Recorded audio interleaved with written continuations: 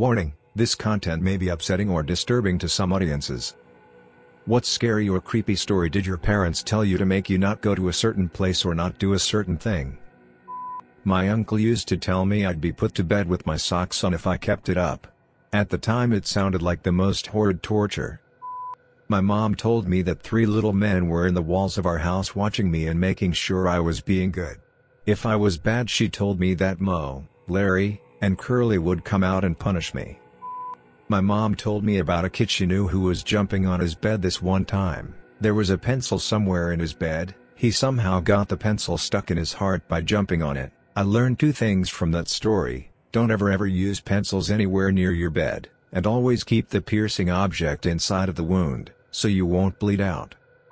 My parents told me that if you didn't wear sock with shoes, mushrooms would grow on my feet and they'd crumble and I'd be in a wheelchair. My mom would tell us not to whistle or play instruments late at night because a ghost, spirit or what have you would mimic us. One night while I was home alone I started whistling without thinking, and I swear I heard another whistle in another part of the house. Not sure what it really was, and as a skeptic I just brush it off as my young mind playing tricks on me, but that house was low-key creepy and a lot of weird stuff did happen there. My mom and dad have seen some shit. My mom had a friend in junior high who used to sneak out at night. One night the police showed up at her house, and told the parents, "I'm sorry but your daughter died in a car accident tonight." Parents were like, "No, she's sleeping in her room. Run to her room, of course she's not there." Never sneak out. Mom had a friend from high school who was still 18, using the laundromat near her college. Some guy came in and threatened her, and told her to get in her car with him and drive. He made her drive out of the city into a field where he murdered her. "If someone gets in your car, put on your seat belt and crash the f***ing car." Another friend of my mom's driving home after picking up a vase of flowers. The vase fell over in the car, and when she bent over to get it, she drifted into oncoming traffic. Killed instantly. No matter what you drop in the car, do not try to pick it up until you stop. I never knew why my dad was so against handguns. Mom finally told me, Dad's friend from high school left his handgun out. 6-year-old shot and killed 4-year-old brother. Long guns only. Dad's friend had a daughter driving home from college 3 hours away. Her friends asked her to stay, but she called her dad and said she was on her way at 2 a.m. When she didn't arrive by 6, the dad called the cops and drove the 6-hour return trip. No sign of her. A few days later someone noticed a sign was knocked over by an irrigation canal. She had fallen asleep, driven into the canal and drowned. They wouldn't have found her for months if she hadn't hit the sign. Never drive tired. That's enough. I need a nap. Went with my mom and sister to visit an old friend of hers who lived near Chicago. Mom took us on a walk through the neighborhood and stopped at one house to tell the story of a killer clown man who buried children under his house, and never to trust strangers. It was Gacy's old place. My mom told me not to walk through ivy on the ground because there were rats in there that would bite my feet. Still can't walk through it. My mom told me if I didn't eat my vegetables I would get possessed like in The Exorcist. We had an old furnace in the basement, the kind that had a door. To prevent us from opening it, our father told us that is where Freddy and Jason and Michael Myers lived. He said they would come and get us if we opened it. As long as we left them alone, they would leave us alone. Whenever we went to Cape Cod as kids, my dad would always avoid Provincetown because he thought my brother and I would be kidnapped by gay pervert pirates or something as stupid. He died when I was 17 and I went to P-Town the following year. I had a wonderful time. Such a beautiful community and landscape. 10/10 would recommend. My parents told me not to go in the woods alone, especially at night, because there was a beast with a dog body and woman's face roaming around looking for kids to eat. Scared the SHT out of me.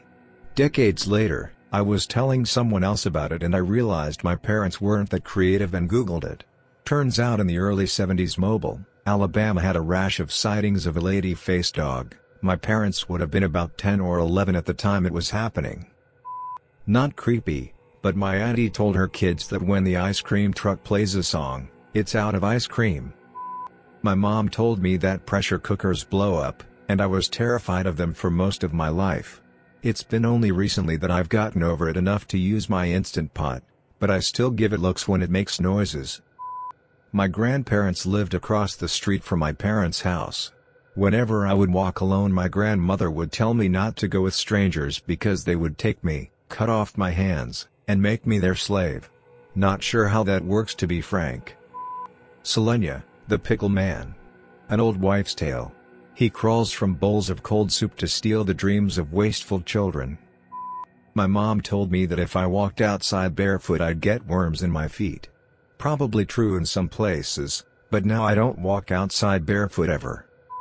Okay, whenever my mom would leave me/my sibs in the car to go get gas or run into the store, she'd tell us this story, complete with scary song, that scared the crap out of me.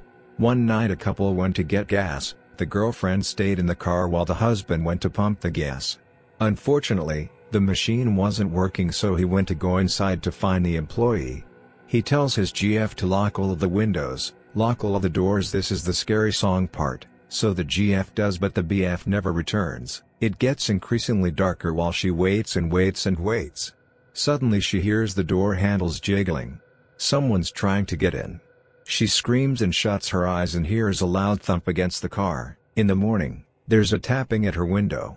She opens her eyes for the first time to see the gas station attendant and a police officer. They tell her that her husband was murdered, and the thump she heard was the murderer throwing him on the hood of the car and trying to open the doors to get her. When I was like 10 years old and was biting my nails real badly, my dad told me they would rot and fall off, or that he would tie my hands to the bed so I couldn't bite them. Really helped with my anxiety and depression, thanks Dad. I have Mormon parents. They had me convinced that if I was ever alone with a boy I'd end up making out with him or just flat out be raped. This is a common myth Mormons tell each other. If you aren't married to them, you shouldn't be alone with them. Joke's on them. I used to sneak into the high school auditorium with both boys and girls to get me some. As a little boy, as far back as I can remember, my mom told me that every man was potentially out to rape my bum, including family members. And that's how she said it: if someone wants to show you a puppy, he will take you and rape your bum. It was probably overkill. But one time when I was in grade 4, this dude pulled up in a car while I was walking home from school and asked me and my friend to get in and share his candy. My friend ran to hop in the car and I shouted, "No. He's gonna rape your bum." The guy peeled out and sped off. When we got to my friend's house we told his mom what happened. When she heard what I said, she said that language isn't allowed in her house and sent me home. So I guess there are worse moms than mine. Not a story, but in daycare I saw a friend try to pet a dog whose owner wasn't there. He got bitten by the it, and after that I always made sure to ask if it's okay before I pet a dog. My mom told me the story of when she was walking home and some guy pulled up alongside her and asked if she wanted a ride. Apparently, from what she could see through his window, his pants were down. So she bolted for a nearby church. That's what she used as a way to make sure I never talked to strangers. Not my mom, but my grandfather. He used to tell me that a man without a face lived in the room he used as an office in his apartment. I was terrified and never went inside that room alone. My mom told me years later that he said that because there was a window and they were scared I would come in alone when I was little and do something stupid and end up falling 3 stories down. My parents never really went in for the scary story thing. The closest would be my mom joking that if I kept pouting a bird would fly over my head, poop, and then the bird poo would land on my pouting lower lip. My parents used to tell me if I misbehaved in restaurants, I would have to go into the back room with a lady with a mustache. Every restaurant had a lady with a mustache. It terrified me. Little did I know I'd grow up to be a lady with a mustache, although manageable and not a full one like I imagined the restaurant lady had. This old school I used to attend as a child was located in a deeply wooded area with a forest that stretched for miles. Sometimes people used those woods as a paintball battleground, and you could sometimes find unpopped paintballs just lying on the ground. There's also a spot in the woods where the ground is really sandy. We were warned not to go back there as there was a rumor that a kid died there a few decades ago after falling into a quicksand pit. They never recovered his body. My mother told me that, when I was a baby, she picked me up from a rubbish heap cause she thought I was cute, and if I were bad she would put me right back. Really set the tone for my mental health growing up. Growing up, my granny used to tell me I couldn't play in the front yard or walk down the road by myself because an alien might grab me and take me away forever aboard their spaceships. I was fascinated by space and aliens at the time, so it seemed like a very valid, plausible threat. The real reason I wasn't allowed in the front yard or by the road was because a violent sexual offender moved in down the road from us and I was the same age as his preferred victims. My granny didn't think it was an appropriate thing for an 8-year-old to know about, so staying in the alien prevention zones, aka where I was visible from all the windows and out of sight from the road plus the predator's house, was a better rule I was more likely to follow. I was also forbidden from ever playing in the woods by the house because there were cannibalistic hobos living in the woods that would kidnap and kill me. Turns out there was no child-eating hobos, just wild animals like snakes, boars and bobcats that they didn't want me to be attacked by. Never run away at the mall or I'll end up beheaded like Adam Walsh. My parents told me that cacti would pull me in and trap me if I got too close. At my grandparents' house there was a little kid-sized door leading into the attic space in the room we always slept in. From the age of 2, me and my sister, 5, we were told to never ever open that little door because that's where Minced Meat Mary lived, and if we disturbed her she would chop us up and cook us in a stew. Seems stupid now, but then I was terrified. The story stuck because here I am 40 years later and I have still never opened that door. When I was real little, my sister taught me to stick my tongue out at everyone, which annoyed my mom to no end because she didn't want to be perceived as raising a rude kid. One day when we were in a clothing store, I asked her where the mannequins' heads went. She told me they stuck their tongues out and their heads fell off. Ha ha ha ha, kept me from doing it. They told me about someone who was driving drunk and got decapitated with people in the car, and now I never want to drink at all. My mom told me if I played too many video games she would find a video game in my bed one morning and it'd never be heard from again. I'm trying my best, but I'm still a perso. My uncle worked at a very well-known raisin factory, but he said that someone got trapped in the machine that dehydrates the raisins. If you have premarital sex you'll almost definitely end up with a kid or an STD. Either way, your life is ruined. They're not completely wrong, but they made it seem like a near certainty. Scared me out of trying to get my bone until 19. My mom told me while she walked, she witnessed a fatal accident on her usual routes in her neighborhood. A man lay dying in the pavement. A few nights later she walked through the same pavement and heard a very clear sound of a man crying. She was alone and sprint like hell. My dad told my brother that the man who owned the hardware store across the road from our house ate chickens. He said if my brother ever crossed the road to go there, Mr. McCabe's chickens would eat him.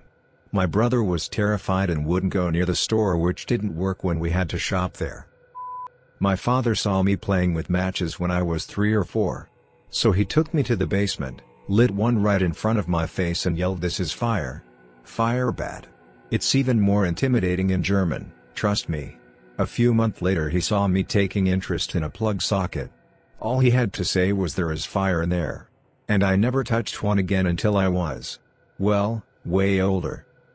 Not my parents, but my uncle always warned my cousins and I not to go into the cornfields once it got taller than our shoulders because field monsters would grab us and force us to walk around lost in the corn for eternity. We didn't even live in a part of the countryside where cornfields were particularly large, but I know little kids are dumb and wouldn't just walk in one direction until they found a road if they got lost. The water pits out in the sand dunes behind my grandparents' farm. I was told stories of people falling into the water and the underwater plants would tangle around your feet, pull you down and drown you. I had nightmares about that for years and still occasionally I'll still have that dream. That if I was bad Zwarte Piet would come take me in a bag back to Spain. Dutch. Mom told us as kids if we whistled at the northern lights, they would come down, chop your head off and play tennis with it. Other Inuit myths of this variation include soccer, or table tennis. My dad told me that if I ever walked barefoot in the woods a snipe would reach out and grab my foot and never let go. Me and my friend used to walk on the dirt road right by her house. It was a dead end and when you got to the end it was all of these abandoned houses. Pretty creepy, but we were weird and wanted to explore. My friend's mother told us not to walk back there because that is where the Lindbergh baby's body was found and it was haunted. If you made it to the end of the video, Thanks for watching. Don't forget to like, subscribe and share, and we will see you in the next video.